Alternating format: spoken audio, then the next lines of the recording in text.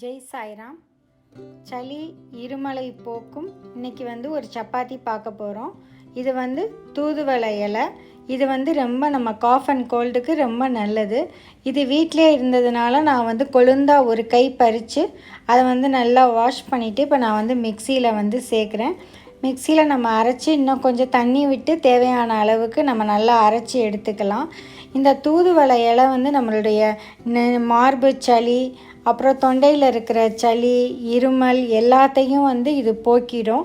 அதனால் இது ரொம்ப நம்ம யூஸ் பண்ணோம்னா அடிக்கடி நமக்கு சளியே இல்லாமல் இருக்கும். இப்போ நான் கோதுமை மாவு உலக்கு எடுத்து நான் சேர்த்துருக்கேன். இப்போ இதுக்கு தேவையான அளவு நம்ம உப்பு போட்டுக்கலாம்.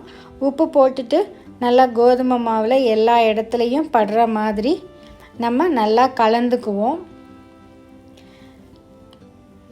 இந்த தூதுவளை இலையை இப்போ அரைச்சிருக்கோம் இல்லையா, அதை நம்ம இப்போ சேர்க்குறோம். தூதுவளை இலையை நீங்கள் நம்ம வீட்டிலையே அந்த செடியை வளர்த்தோன்னா ரொம்ப நல்லது. நமக்கு வேணுங்கும்போது கொஞ்சம் கொஞ்சமாக நம்ம பறிச்சுக்கலாம். கட்டாயமாக இது வீட்டில் நம்ம வளர்க்க வேண்டிய ஒரு செடி. அதனால் நீங்களும் இது மாதிரி செடியை வீட்டில் ஒரு தொட்டியில் வச்சுக்கோங்க ஓரமாக. ஆனால் இது முள் இருக்கும், பார்த்துக்கோங்க. இப்போ நான் ஒரு டீஸ்பூன் மிளகு ஜீரகத்தூள் போடுறேன். இப்போ 1 டீஸ்பூன் நெய் விடுறேன். இப்போ நல்லெண்ணெய் நான் 1 டீஸ்பூன் விடுறேன். இது அரை டீஸ்பூன், அதனால் 2 தடவை நான் விட்டுருக்கேன். இப்போ இதை எல்லாத்தையும் சேர்த்து நம்ம நல்லா கலந்து பிசையலாம்.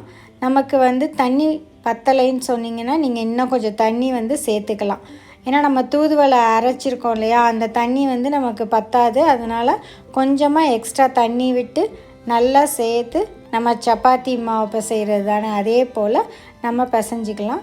இப்போ நான் கொஞ்சோண்டு நெய் விட்டு அது மேலே நல்லா காயாமல் இருக்கிறதுக்காக நான் நல்லா அதை மேலே தடவி விடுறேன்.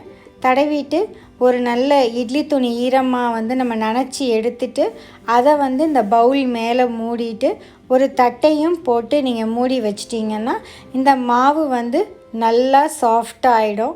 நான் ஒரு மணி நேரம் விட்டுட்டேன் அப்படியே நல்லா. ஏன்னா நல்லா மிளகு ஜீரக காரம் அதெல்லாம் கொஞ்சம் நல்லா இறங்கட்டும் அப்படின்னு சொல்லிட்டு தான் நான் 1 ஹவர் விட்டுருக்கேன். இப்போ இதை நம்ம நல்லா எடுத்து நமக்கு தேவையான சைஸில் நம்ம உருண்டைகளாக நம்ம ஆக்கிக்கலாம். ஒரு ஆளாக்கு மாவுக்கு 6 சப்பாத்தி வருது. இப்போ நம்ம நல்லா அதை உருட்டிக்கலாம். நம்ம உருட்டி தனியாக அதை எடுத்து வச்சுட்டு இப்போ சப்பாத்தியை நம்ம தேய்க்கலாம். அதுக்கு நம்ம கோதுமை மாவை தொட்டுட்டு நம்ம எப்பொழுதும் போல் சப்பாத்தியாக நம்ம அழகாக தேய்ச்சிக்கலாம். நம்ம சப்பாத்தி தேய்க்கும்போது ஒரு டிப்ஸ் சொல்கிறேங்க. நீங்கள் இந்த மாவு கொஞ்சம் நல்லாவே தாராளமாக நீங்கள் போட்டு நல்லா ஸ்ப்ரெட் பண்ணிவிட்டு நீங்கள் தடவுனீங்கன்னா உங்கள் சப்பாத்தி ரொம்ப அழகாகவே நமக்கு திரட்ட வரும். நீங்கள் மாவு கொஞ்சமாக நம்ம சேர்த்தோம்னா தான் அது நம்ம உருட்டுற கட்டையிலலாம் ஒட்டிக்கும், நமக்கு கொஞ்சம் கஷ்டமாக இருக்கும். நல்ல மாவை நல்லா தடவிட்டு நம்ம தேய்க்கும்போது நமக்கு வேலை ரொம்ப சுலபமாக ஆயிரும். நமக்கு நல்ல ஷேப்லையும் சப்பாத்தி நமக்கு வரும்.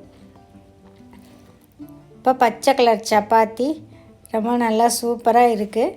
இப்போ இதை நம்ம தோசைக்கல்ல சூடு பண்ணிவிட்டு கொஞ்ச நேரம் விடலாம். ஒரு 2 மினிட்ஸ் கழித்து நம்ம திருப்பி போடுவோம். திருப்பி இது மாதிரி சப்பாத்தியை வேக வச்சுட்டு கொஞ்சம் நெய் நான் தடவுறேன். ஏன்னா அந்த சளி இருமல் அதுக்கெல்லாம் நம்ம நெய் லேசாக சேர்த்துட்டா அது மருத்துவ குணம் உள்ளது. அதுக்காக நான் தூதுவளை சப்பாத்திக்கு நான் நெய்யால் லைட்டாக சுட்டு எடுத்தேன். இதுக்கு நான் நிலக்கடலை குழம்பு நான் வச்சுருக்கேன் சைட் டிஷ்ஷாக. அதுவும் நான் கீழே உங்களுக்கு லிங்க் கொடுக்குறேன், நீங்கள் பார்த்துக்கோங்க. இந்த தூதுவளை சப்பாத்தியை நம்ம வாரத்துக்கோ இல்லை மாதத்துக்கு ஒரு 2-3 தடவை நம்ம பண்ணி சாப்பிட்டோம்னா நமக்கு இயற்கையாக இருக்கிற அந்த சளி நமக்கு இயற்கையான முறையிலே சீக்கிரமாக போயிடும். நீங்களும் எல்லாரும் வளமுடன் வாழ்க.